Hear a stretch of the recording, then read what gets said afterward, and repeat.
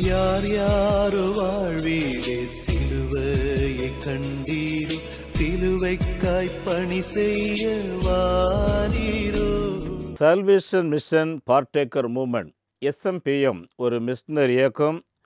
இந்தியாவின் 24 மாநிலத்தில் மேற்கே குஜராத் தொடங்கி கிழக்கே திரிபுரா வரையிலேயும், தெற்கே தமிழ்நாடு தொடங்கி வடக்கே ஜம்மு காஷ்மீர் வரையிலேயும் சுமார் 197 மிஷனரிமார், நேபாள் நாட்டில் 6 மாநிலங்களிலே 138 மக்கள் இனங்கள் மத்தியிலே நற்செய்தி அறிவிக்கிற ஊழியத்தை நாங்கள் செய்கிறோம்.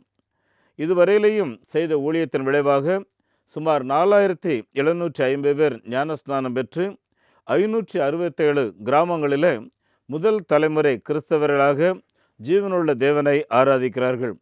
கடந்த 5 ஆண்டுகளிலே 29 கிராமங்களிலே ஆலயங்களை கட்டி எழுப்பியிருக்கிறோம். 22 கிராமங்களிலே ஆலய கட்டுமான வேலைகள் நடைபெற்று கொண்டிருக்கிறது. கட்டியுள்ள ஆலயங்களிலே பழங்குடி விசுவாச பெண்களுக்கு கம்ப்யூட்டர் இன்னும் டெய்லரிங் தொழிற்பயிற்சி கொடுத்து கொண்டிருக்கிறோம்.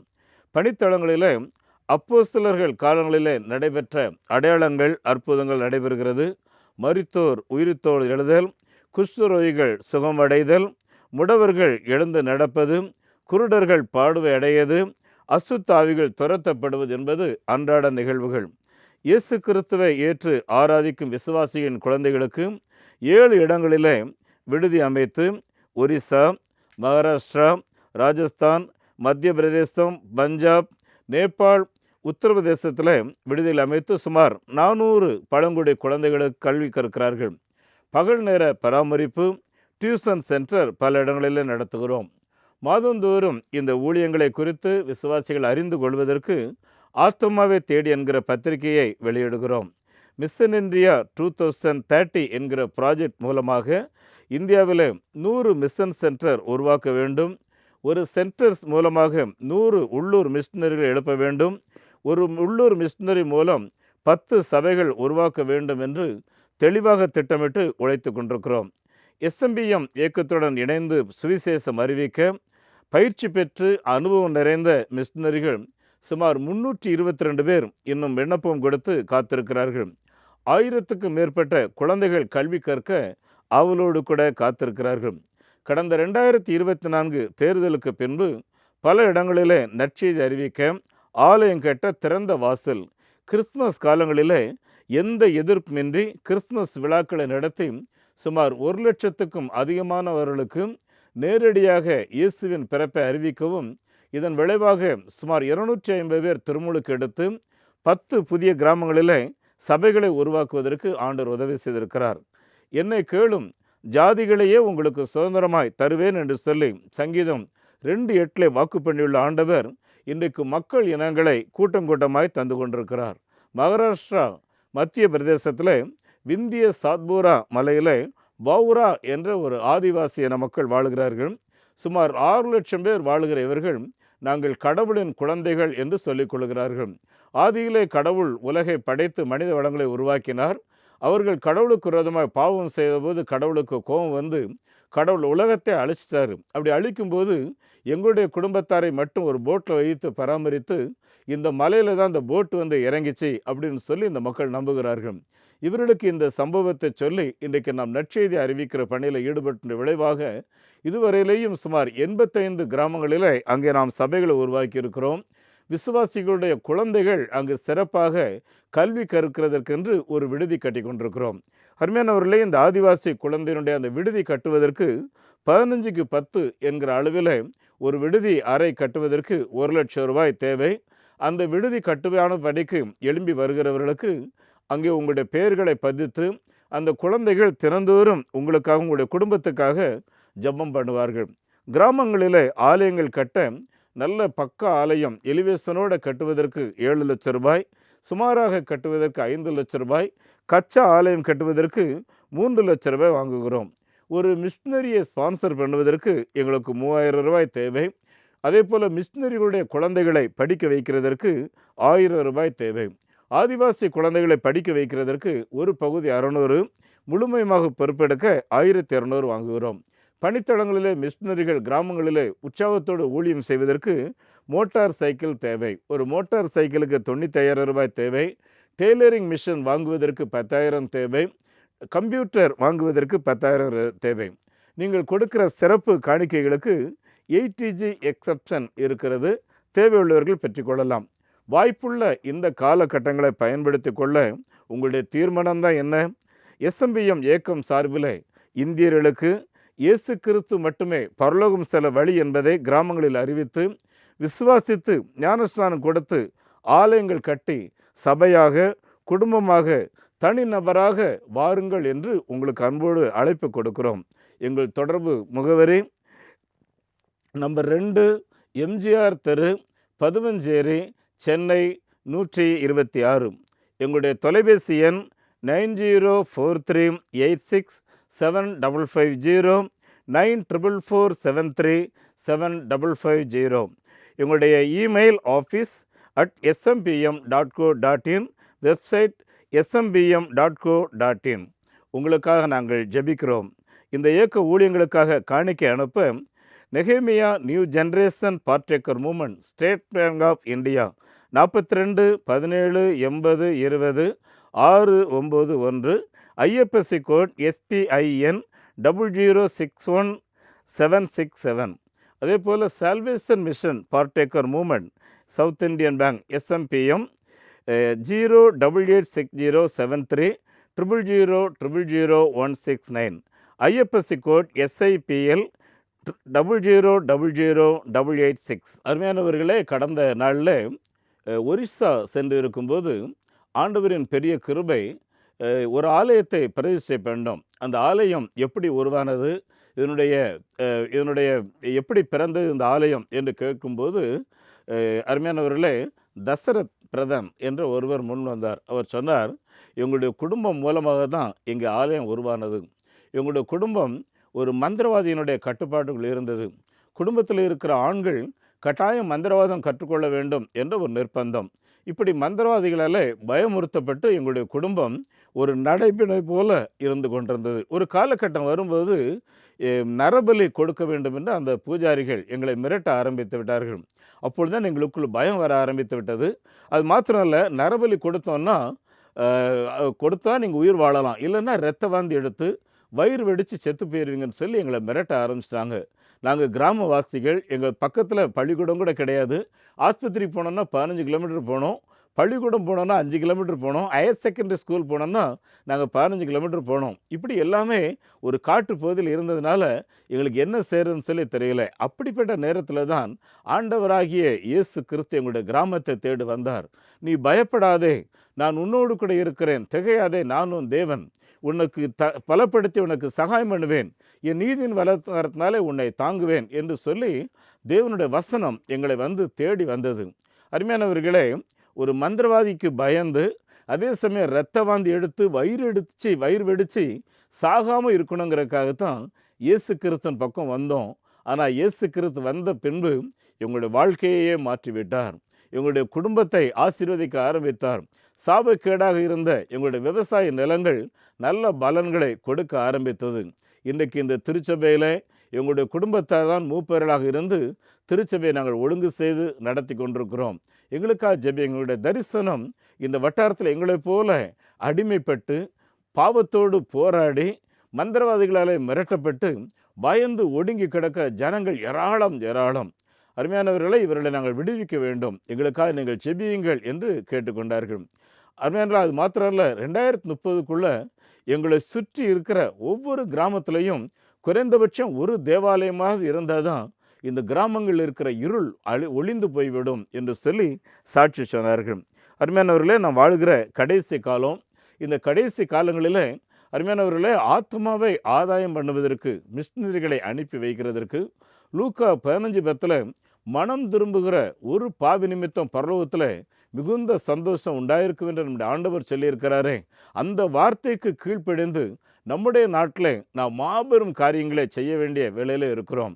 கிராமங்களில் ஆலயங்கள் கட்டினோம் என்றால் ஒவ்வொரு கிராமமும் ஒளியேற்றப்படும். கிராமங்களுடைய தரித்திர நிலைமை மாறும். நிம்மதியை தேடி வேதனையோடு கண்ணீரோடு இருக்கிறவர்களுக்கு ஒரு ஆறுதல் தரக்கூடிய இடமாக தேவாலயம் இருக்கும். ஆகவே என் அன்புக்குரியவர்களே, ஆண்டவருக்கென்று ஆலயம் கட்ட எழும்பி வாருங்கள். இப்படி சனிக்கிழமை தோறும் ஞாயிற்றுக்கிழமை தோறும் நம்பிக்கை டிவி மூலமாக வருகிற அந்த தொலைக்காட்சி நிகழ்வுகளை உங்களுடைய நண்பர்களும் பார்க்கும்படி சொல்லுங்கள். யூடியூப் மூலமாக இவைகளை அனுப்புகிறோம். இதை நீங்கள் மற்றவங்களுக்கு அறிமுகப்படுத்தலாம். அருமையானவர்கள், எப்படியாயிலும் நம்முடைய இந்தியா இயேசுவை அறிந்து கொள்ள நீங்களும் ஒரு பங்காளர்களாக இணைந்து இந்த தேசத்துக்காக உழைக்க முன் வரும்படி உங்களை அன்போடு கூட நான் கேட்டுக்கொள்கிறேன். ஒரே ஒரு வாழ்க்கை தான், இன்னொரு வாழ்க்கை கிடையாது. இந்த வாழ்க்கையை இந்த புதிய ஆண்டில் இயேசுவுக்காக நான் எதாயிலும் செய்வேன்னு சொல்லி நம்ம தீர்மானிச்சிட்டோம்னா இந்த ஆண்டு நம்முடைய வாழ்க்கையில் ஒரு அளவு கடந்த ஒரு ஆசீர்வாதமான ஒரு காலமாக இருக்கும். என் அன்புக்குரியவர்களே, நம்முடைய ஆண்டவர் இயேசு கிறிஸ்து உங்களையும் உங்களுடைய குடும்பங்களையும் ஆசீர்வதிப்பாராக.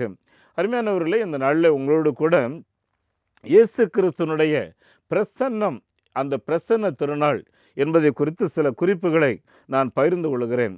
அருமையானவர்களே, இயேசு கிறிஸ்து பிறப்பின் நாட்களை ஆதி திருச்சபைகளில் அந்த பிறந்த பின்பு அதற்கு அடுத்த வாரத்தில் அது ஒரு முப்பெரும் விழாவாக கொண்டாடினார்கள் என்று சொல்கிறார்கள். ஒன்று, இயேசு கிறிஸ்து பிறந்தார், அவர் தேவாலயத்துக்கு எடுத்து செல்லப்பட்டார் அல்லவா, அதை பிரசன்ன திருநாள் என்று சொல்லி அதை சொல்லுகிறார்கள். இரண்டாவது, சங்கீதம் 72:11 எழுதியிருக்கிறபடி ஈரான் தேசத்திலிருந்து வந்த அந்த ஞானிகள், அவர்களோடு கூட பல அரசர்கள், பல பிரபுக்கள் வந்து அந்த இயேசு கிறிஸ்துவை சாஷ்டாமாக விழுந்து பணிந்து கொண்டார்கள் என்று எழுதியிருக்க. ஆகவே இவர் ஒரு பெரிய அரசர். ஆகவே தாவீதின் வம்சத்தில் பிறந்த இயேசு அரசர் என்று சொல்லி அது ஒரு விழாவாக கொண்டாடுகிறார்கள். மூன்றாவது, தேவதூதர்கள் பரலோகத்தில் இருந்து இறங்கி இங்கு வந்து கர்த்தருடைய நாமத்தை மகிமைப்படுத்தி விட்டார்கள். ஆகவே பிரசன்ன திருநாளில் தேவனை மகிமைப்படுத்துகிற திருநாள் என்று சொல்லி இதை ஒரு விழாவாக கொண்டாடினார்கள். என் அன்புக்குரியவர்களே, இந்த நாளில் நம்முடைய இந்த பிரசன்ன திருநாளில் நம்முடைய காரியங்கள் எப்படி இருக்கிறது என்று நாம் யோசிக்க வேண்டும். அருமையானவர்களே, ஓசூரில் டாக்டர் எட்வர்ட் ராஜா என்று ஒரு அண்ணன், அவருடைய தோட்டத்தில் ஒரு செழிப்பான நல்ல செழிப்பாக நிறைய பழங்கள் காய்கறிகள்லாம் இருக்கும். ஒரு நாள் அவர்கிட்ட கேட்டேன், எந்த பூச்சியும் பிடிக்காம இவ்வளோ செழிப்பாக இருக்கிறக்க என்ன தான் பண்ணுறீங்க அப்படின்னு சொல்லும்போது தான் ஒரு லைட்டை தூக்கி காட்டினார். அருமையானவர்கள், அந்த லைட்டில் என்னென்னா அது ஒரு கலராக இருக்குது. அந்த லைட்டை நோக்கி எல்லா ஆண் பூச்சிகளும் இழுக்கப்பட்டுருமாம். அதனால் என்ன நடக்குதுன்னா, இனவிருத்தி இல்லாமல் அந்த பூச்சிகள் இனங்கள் முற்றிலும் அழிந்து விடுகிறது என்று சொல்கிறார்கள். என் அன்பானவர்களே, ஒருவேளை கிறிஸ்தவர்களாகிய நம்முடைய அந்த சாட்சி, அந்த பிரசன்னம் மூலம் எத்தனை பேரை நம்ம இழுக்கிறோம் அப்படின்னு சொல்லி நம்ம யோசித்து பார்ப்போம். அன்புக்குரியவர்களே, பொதுவாக கிறிஸ்மஸ் காலங்களில் தான் உலக அளவில் 85% மாடர்ன் ட்ரெஸ் என்று விற்பனை ஆகிறது. அருமையானவர்களே, இந்த ட்ரெஸ் கோடு ரொம்ப முக்கியம் பார்த்துக்குங்க. அருமையானவர்களே, இன்றைக்கு பள்ளிக்கூடம் போகிற பிள்ளைகளும் சரி, கல்லூரிக்கு போகிறவங்களும் சரி, அருமையானவர்களே ஆலயத்துக்கு போகிறவங்களும் சரி, மிகவும் அருவருப்பான விதத்தில் வாலிப பிள்ளைகள் ட்ரெஸ் அணிஞ்சிக்கிட்டு வர்றாங்க. அருமையானவர்களே, ஒரு வாலிப பிள்ளை அந்த சபை போதகர்கிட்ட கேட்டாலும், பாஸ்டர், நான் இயேசு கிறிஸ்துவை ஏற்றுக்கொண்டு விட்டேன், இனி என்னுடைய ட்ரெஸ் கோடு, என்னுடைய உடை அலங்கரிப்பு எப்படி இருக்கணும்னு சொல்லி கேட்டாலாம். அதுக்கு அந்த பாஸ்டர் சொன்னார், ஏம்மா, நான் உனக்கு ட்ரெஸ் சொல்லி கொடுக்குற அளவுக்கு நான் ஒரு டெய்லர் கிடையாது, நான் ஒரு பாஸ்டர். ஒன்று சொல்கிறேன், கவனிச்சிக்கம்மா, இன்றைக்கு உங்கள் வீட்டுக்கு இயேசு கிறிஸ்து வந்தால் அவரை வரவேற்கிறதற்கு நீ எப்படிப்பட்ட ட்ரெஸ்ஸோடு உட்கார்ந்துருப்ப அப்படிங்கிறத யோசித்துப்பார். அதே ட்ரெஸ்ஸோடு இயேசுவை சந்திக்கிறதுக்கு நீ ஆயத்தமாக ஒவ்வொரு நாளும் இரு என்று சொல்லி சொன்னாராம். என் அன்புக்குரியவர்களே, நம்முடைய வாழ்க்கையில் இந்த இயேசு கிறிஸ்துவை மற்றவர்கள் கண்டுகொள்ளக்கூடிய விதத்தில் நம்முடைய அலங்கரிப்புகள், நம்முடைய நடை உடை பாவனங்கள் இருக்கிறதா என்று யோசித்து பார்ப்போம். அருமையானவர்களே, மருத்துவர் தியோடர் சாமர்வெல் என்பவர் 1890ஆம் ஆண்டு இயேசு கிறிஸ்துவை சொந்த இரட்சகராக ஏற்றுக்கொண்டு அவர் ஒரு மிஷினரியாக போகிறதுக்கு அழைப்பு பெறுகிறார். என்றாலும் அவருக்கு மிஷினரியாக போகிறதுக்கு அழைப்பை காட்டிலும் மருத்துவத்துறையில் பெரிய காரியங்களை சாதிக்க வேண்டும் என்ற ஒரு ஆர்வம், அதோடு கூட உலக பிரகாரமாக புகழ்பெற்ற மனிதராக இருக்க வேண்டும் என்ற ஒரு ஆர்வம். இந்த ஆர்வத்தோடு பல காரியங்களை செய்கிறார். கடைசியில் இந்தியாவுக்கு வந்து அந்த இமயமலையில் ஏறுறதுக்கான எல்லா ஆயத்தங்களையும் செய்து தன்னுடைய 3 நண்பர்களோட அந்த மலையில் ஏறிக்கிட்டு இருக்கும்போது திடீர்னு ஒரு சத்தம். அப்படியே மேலே பார்க்குறாரு, ஒரு பெரிய பனிமலை அப்படியே உருண்டு ஓடி வருகிறது பார்த்துக்குங்க. இன்னும் சில வினாடிகளில் அந்த பனி மேலே இவர்கள் 3 பேர் மேலே விழுந்து 3 பேரும் விழுந்து சாகப் போகிறார்கள். என்ன செய்வது என்று தெரிகிற அந்த வினாடியிலே இயேசுவே, நான் உம்மாலே அழைக்கப்பட்டவன், உம்முடைய நாமத்துக்காக தெரிந்து கொள்ளப்பட்டவன், இந்த பூமியிலே உம்மை நான் எப்படியாகிலும் மகிமைப்படுத்த வேண்டும், உம்மை குறித்து நான் மற்றவர்களுக்கு பிரகாசிக்க வேண்டும், ஆகவே எனக்கு இன்னொரு வாழ்க்கையை தாரும் என்று சொல்லி அந்த இடத்துல நின்று ஒரு வினாடி அந்த ஜெபம் பார்த்துக்குங்க.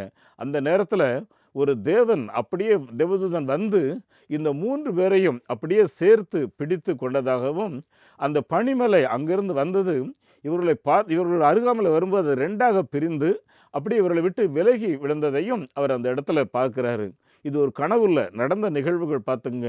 அன்னைக்கு மலை ஏறி முடிச்சுட்டு கீழே வந்தோடனே தீர்மானிச்சிட்டாரு, இனி இருக்கிற ஒரே ஒரு வாழ்க்கை அது இயேசுவுக்காகவே என்று சொல்லி.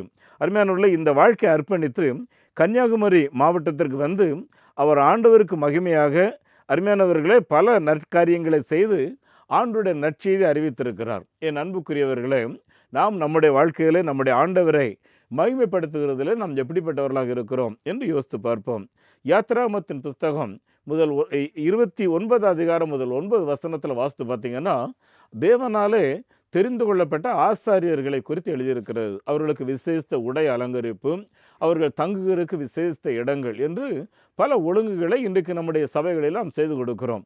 இது நல்லது தான். ஆனால் இதே சபை, இதே வேதாகமம் அருமையானவர்களே 1 பேதுரு 2:9 நீங்கள் வாசித்து பார்த்தீங்கன்னா, நீங்களும் உங்களை அந்தகாரத்தினின்று தம்முடைய ஆச்சரியமான ஒளியினிடத்திற்கு வரவழைத்தருடைய புண்ணியங்களை அறிவிக்கும்படிக்கு தெரிந்து கொள்ளப்பட்ட சந்ததியாகவும் ராஜரீகமான ஆசாரிய கூட்டமாகவும் பரிசுத்த ஜாதியாகவும் அவருக்கு சொந்த ஜனமாகவும் இருக்கிறீர்கள் என்று எழுதியிருக்கிறது. பாருங்கள், மார்ட்டின் லூத்தர் என்பவர் சொல்லும்போது, ஒவ்வொரு விசுவாசிகளும் தேவனுடைய ஊழியர்களே. இன்றைக்கு வார்த்தையை கேட்டுக்கொண்டிருக்கிறவர்களே அருமையானவர்களே, ஆசாரியர்கள் மாத்திரம் தனித்து பிரித்து எடுக்கப்பட்டு ஒரு விசேஷ அலங்கரிப்போடு அல்ல, ஒவ்வொரு விசுவாசிகளும் அப்படி இருக்க வேண்டியவர்கள் என்று வேதம் சொல்லுகிறது. அருமையானவர்களே, ஆசாரியர்களுடைய முக்கியமான பணி என்னவென்றால், விசுவாசிகளுக்கும் தேவனுக்கும் பாலமாக நின்று அழிந்து கொண்டிருக்கிற ஆத்துமாக்களுக்காக திறப்பின் வாசலில் நின்று மன்றாடி ஜெபிக்க வேண்டியது அவர்களுடைய பொறுப்பு. ஒருவேளை இன்றைக்கு இருக்கிற ஆசாரியர்கள் எப்படி இருக்கிறார் என்பதை விட விசுவாசிகளாகிய நாம் நம்மோடு கூட பழகுகிறவர்களுக்காக, நம்முடைய சொந்த பந்தங்களுக்காக, இன்னும் கொடூரமான பாவத்தை விரும்பி செய்கிறவர்களுக்காக நம்முடைய ஜெபங்கள் எப்படி இருக்கிறதுன்னு சொல்லி யோசித்து பார்ப்போம். அருமையானவர்களே, ஒரு மிஷினரி மகாத்மா காந்திகிட்ட கேட்குறாரு, இந்தியாவில் நிறைய பேருக்கு நான் இயேசு சுவாமியை பற்றி சொல்லிட்டேன், ஆனால் ஒருவருமே இயேசுவை ஏற்றுக்கொள்ள மாட்டேங்கிறாங்க, அப்படின்னா நான் சொல்கிற முறை சரியில்லையா, நான் என்ன செய்யணும்னு சொல்லி கேட்டாராம். உடனே அதுக்கு மகாத்மா காந்தி சொன்ன வார்த்தை என்ன தெரியுமா?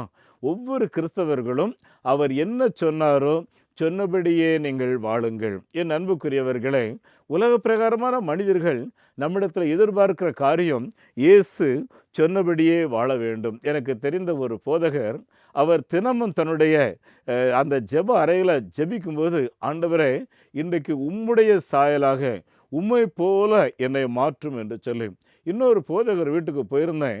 அதில் அந்த வாசலில் எழுதியிருந்தது, என்னுடைய பாவங்கள் அல்லவா உம்முடைய கண்களுக்கு முன்பாக நிற்கிறது. நான் அவர்கிட்ட கேட்டேன், ஐயா எல்லாரும் ஆசீர்வாதமான வார்த்தைகளை எழுதி வைத்திருப்பாங்க, ஆனால் நீங்கள் மட்டும் இப்படி ஒரு கடிந்து கொள்ளக்கூட்ட வார்த்தையை எழுதி வைத்திருக்கீங்கன்னு சொல்லி. அப்போ சொன்னார், ஐயா நான் இயேசு இப்போ வந்தாலும் அவரை சந்திக்க ஆயத்தமாக இருக்கணுங்கிறதுக்காக எப்பொழுதும் நடுக்கத்தோடும் பயத்தோடும் இருக்கிறதுக்காக எழுதி போட்டிருக்கேன்னு சொல்லி சொன்னார். என் அன்புக்குரியவர்களே, எபேசியருக்கு எழுதின நிருபம் 5வது அதிகாரம் முதல் 14 வசனங்களை வாசித்து பார்த்தீங்கன்னா, அருமையானவர்களே, வாக் இன் லவ். அருமையானவர்களே, கிறிஸ்துவின் நாமத்தை சொல்கிற நாம் அன்பிலே நடந்து கொள்ள வேண்டும். இதில் நீங்கள் பார்த்தீங்கன்னா 3 குறிப்பு வருது. ஒன்று, அன்புன்னா என்ன அப்படிங்கிறத புரிஞ்சுக்கிட்டு அந்த அன்புக்குரிய ஒரு வாழ்க்கை வாழுங்கள். 2வது, கிறிஸ்து நம்மை எப்படி நேசித்தாரோ அதே போல் மற்றவர்களையும் நேசிக்கிறவர்களாக நீங்கள் இருங்கள். 3வது, கிறிஸ்து தம்மையே சபைக்காக ஒப்பு கொடுத்து காணிக்கையாக கொடுத்து விட்டது போல ஒவ்வொரு குடும்ப தலைவனும் அவரவர்களுடைய குடும்பத்துக்கு தங்களையே காணிக்கையாக கொடுக்க வேண்டும் என்று சொல்லுகிறார். அப்படியானால் என் அன்புக்குரியவர்களே, நம்முடைய வாழ்வாதாரத்தில் தேவ பிரசன்னத்தை வெளிப்படுத்துகிற விஷயத்தில் நம்ம எப்படி இருக்கிறோம்னு சொல்லி நம்ம யோசித்து பார்ப்போம். ரோமர் 6வது அதிகாரம் 11வது வசனத்திலிருந்து 13வது வசனம் எழுதியிருக்கிறது, அப்படியே நீங்களும் உங்களை பாவத்துக்கு மரித்தவர்களாகவும் நம்முடைய கர்த்தராகிய இயேசு கிறிஸ்துவுக்குள் தேவனுக்கு பிழைத்திருக்கிறவர்களாகவும் எண்ணிக்கொள்ளுங்கள். ஆகவே உங்களுடைய சரீர இச்சையாகிய பாவ எண்ணங்களுக்கு ஆளுகை செய்ய நீங்கள் இடங்கொடாதிருங்கள் என்று எழுதியிருக்கிறது. என் அன்புக்குரியவர்களே, ஒவ்வொரு கிறிஸ்தவர்களும் நம்முடைய சரீரத்தில் அந்த உணர்வு இருக்கு பார்த்தீங்களா, அது ஆளுகை செய்வதற்கு இடம் கொடுத்து விடாதிருங்கள் என்று சொல்லுகிறார். நம்முடைய சிந்தையில் எப்பொழுதும் கிறிஸ்துவின் சிந்தையாக நாம் நிறைந்திருக்க வேண்டும் என்று சொல்லி வேதம் சொல்கிறது. அருமையானவர்களே, மேலும் மகாத்மா காந்தி சொல்லும்போது, ஒரு கிறிஸ்தவன் 2 கண்ணால் தான் மற்றவங்களை பார்க்குறான், ஆனால் ஒவ்வொரு கிறிஸ்தவனையும் 2000 கண்கள் தினந்தோறும் பார்க்குது அப்படின்னு சொல்கிறாரு. என் அன்புக்குரியல், ஆகவே தான் நம்முடைய ஆண்டவராகிய இயேசு கிறிஸ்து யோவான் 15வது அதிகாரம் 4-5 ஆகிய வசனங்களை வாசிக்கும்போது, என்னில் நிலைத்திருங்கள், நானும் உங்களில் நிலைத்திருப்பேன். கொடியானது திராட்சை செடி நிலைத்தராவிட்டால் அது தானாய் கனி கொடுக்க மாட்டாது போல, நீங்களும் என்னில் நிலைத்தராவிட்டால் கனி கொடுக்க மாட்டீர்கள். நானே திராட்சை செடி, நீங்கள் கொடிகள். ஒருவன் என்னிலும் நான் அவனிலும் நிலைத்திருந்தால் அவன் மிகுந்த கனிகளை கொடுப்பான். என்னை அல்லாமல் உங்களால் ஒன்று செய்யக்கூடாது என்று சொல்லி இயேசு கிறிஸ்துனுடைய பிரசன்னத்தில் நாம் எப்பொழுதும் நிறைந்திருக்கிற குறித்து அவர் ஆண்டவர் சொல்கிறார். என் அன்புக்குரியவர்களே, மத்தேயு 4வது அதிகாரம் 13வது வசனத்தை நீங்கள் வாசித்து பார்த்தீங்கன்னா, நம்முடைய ஆண்டவராகிய இயேசு கிறிஸ்து தன்னுடைய சுவிசேஷ ஊழியத்தை ஆரம்பிக்கும்போது அவர் கலிலேயாவிலே ஆரம்பித்தார், எருசலேமிலே முடிவு செய்தார். பார்த்துக்குங்க அருமையானவர்களே, இயேசு கிறிஸ்து உயிரோடு எழுந்த பின்பு அருமையானவர்களே, அவர் தம்முடைய சீசர்களை பார்த்து என்ன சொன்னார்னா, நீங்கள் வாங்க, கலிலேயாவிலே உங்களை நான் சந்திக்கிறேன் என்று சொல்லி எல்லாரையும் கலிலேயாவுக்கு அழைப்பு கொடுக்கிறார். அருமையானவர்களே, ஏன் இயேசு கிறிஸ்து கலிலேயாவுக்கு முக்கியத்துவம் கொடுத்தாரு அப்படின்னு சொல்லி பார்த்தீங்கன்னா, இந்த கலிலேயா அனைத்து இன மக்களும் வாழக்கூடிய ஒரு இடம். பார்த்துங்க, உயர்ந்தோர் தாழ்ந்தோர் என்று சொல்லி அனைத்து இனங்கள், உயர் ஜாதி தாழ்ந்த ஜாதின்னு சொல்லி எல்லாரும் வாழக்கூடிய இடம். 2வது பார்த்தீங்கன்னா, ஏழைகளுக்கு என்று சொல்லி அங்கே அதிக பிரியாரிட்டி கொடுக்கப்பட்ட ஒரு இடம், ஏழைகள் நிறைந்த இடம். 3வது தாழ்ந்த இனம் என்று சொல்லக்கூடியவர்களும் வாழ்ந்த இடம். ஆகவே தான் இயேசு கிறிஸ்து சகல ஜனங்களுக்கும் அவர் ஆண்டவர். யோவான் 1:29 சொல்லும்போது, இதோ உலகத்தின் பாவத்தை சுமந்து இருக்கிற தேவ ஆட்டுக்குட்டி இயேசு கிறிஸ்து என்று சொல்லி. ஒருவேளை உங்கள் வாழ்க்கையில் என்னை தேடுறதுக்கு, என்னை விசாரிக்கிறதுக்கு, இப்படி கேவலமான நிலையில் இருக்கிற என்னையை யார் தான் கவனிப்பான்னு சொல்லி ஒரு அங்கலாய்ப்போடு இருக்கலாம். வேதம் தெளிவாக சொல்லுது, உங்களுக்காகத்தான் இயேசு தன்னுடைய ஊழியத்தை கலிலேயாவிலே ஆரம்பித்தார். ஆகவே மனங்கலங்காதிருங்கள், திடன் கொள்ளுங்கள், உங்களை ஆண்டவர் இயேசு கிறிஸ்து நேசிக்கிறார். அருமையானவர்களே, அப்போஸ்தலர் நடவடிக்கையின் புஸ்தகம் 7வது அதிகாரம் 57 60 வரைக்கும் வாசித்து பார்த்தீங்கன்னா, இந்த இயேசு கிறிஸ்துவனுடைய அந்த தெய்வீக வெளிப்பாடை, குணாதிசயங்களை வெளிப்படுத்துகிறதுல ஸ்தேவான் என்பவர் எப்படி நடந்து கொண்டார் என்று எழுதியிருக்கிறது. அவர் கர்த்தருடைய வார்த்தையை பற்றி சொல்லி கொண்டிருந்ததுனால அங்கே இருந்த பல மத தலைவர்களுக்கு கோபம். எல்லாரும் ஆளுக்கு கல்லை தூக்கி எரிஞ்சிடுறாங்க. அருமையானவர்களை காரி துப்புறாங்க. அவருக்கு மரணம் வரக்கூடிய ஒரு நிலை. அப்படிப்பட்ட நேரத்தில் தூரத்தில் இருந்து பவுல் என்பவர் பார்த்து கொண்டிருக்கிறார். பொதுவாக இப்படிப்பட்ட இம்சைக்கு உட்படுகிறவர்கள் ஒன்று கெட்ட பேச்சை பேசுவாங்க, இல்லைன்னா தப்பி ஓடுறதுக்கு நினைப்பாங்க. ஆனால் இவர் 2மே செய்யலை. மாறாக அங்கேயே முழங்கால் நின்று ஏதோ ஒரு நம்பிக்கையோடு கூட வானத்தை அண்ணாந்து பார்த்து, கர்த்தராகிய இயேசு கிறிஸ்துவே என் ஆவியை ஏற்றுக்கொள்ளும் என்று சொல்லி ஒரு ஒப்படைப்பு ஜெபத்தை அவர் அந்த இடத்துல செய்கிறார். அங்கே ஒரு தெய்வீக பிரசன்னம் அங்கே வெளிப்படுகிறதை நான் பார்க்கிறோம். என் அன்புக்குரிய, இதை பார்த்த சவுல் அவர் அப்படியே மறுபடியும் டிராவல் பண்ணிட்டு இருக்கும்போது தான் அந்த ஸ்தேவான் சொல்லுகிற கடவுள் கடவுளா, இல்லை என்றால் இந்த கடவுளையே அழிச்சிருன்னு சொல்லி போகிறோமே, நான் செய்கிறது சரியா, இந்த சிந்தையோடு இருக்கும்போது தான் அவர் சரியாக இயேசுவின் பக்கமாக ஏற்றுக்கொண்டார். என் அன்புக்குரியவர்களே, அருமையானவர்களே, இங்கிலாந்து தேசத்தில் ஆஸ்கா ரொமியோன்னு சொல்லி ஒரு பேராயர் இருந்தார். அவர் என்ன சொன்னார் அப்படின்னு சொல்லி பார்த்தீங்கன்னா, பல நேரங்களில் இயேசு கிறிஸ்துனுடைய உபதேசங்களை ஜனங்களுக்கு போதிக்கிறதுக்கு பதிலாக எல்லா நேரங்களிலேயும் ஆசீர்வாதம் சுகம் என்று தவறாக போதித்து விட்டோம், எங்களை மன்னியுங்கள் என்று சொல்லி சொல்லுகிறார். என் அன்புக்குரியவர்களே, ஒருவேளை நாமும் திருச்சபைக்கு சொல்ல வேண்டிய வாரியங்கள், கிறிஸ்தவர்களாகிய நாம் இருக்கிற இந்த பாடுகளின் நடுவில் தேவ பிரசன்னத்தை வெளிப்படுத்துவதற்கு பதிலாக சுகபோகமான காரியங்களை மாத்திரம் யோசித்து கொண்டிருக்கிறோமா என்று யோசித்து பார்ப்போம்.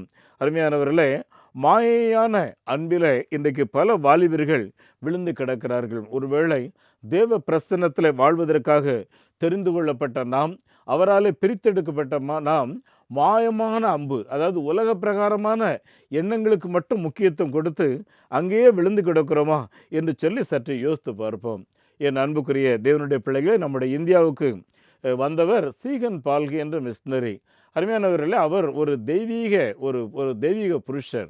அருமையானவர்களே, இங்கிலாந்து டென்மார்க் தேசத்தில் 4ஆம் ஃப்ரெட்ரிக் என்பவர் இயேசு கிறிஸ்துவை சொந்த இரட்சகராக ஏற்றுக்கொண்டவர்.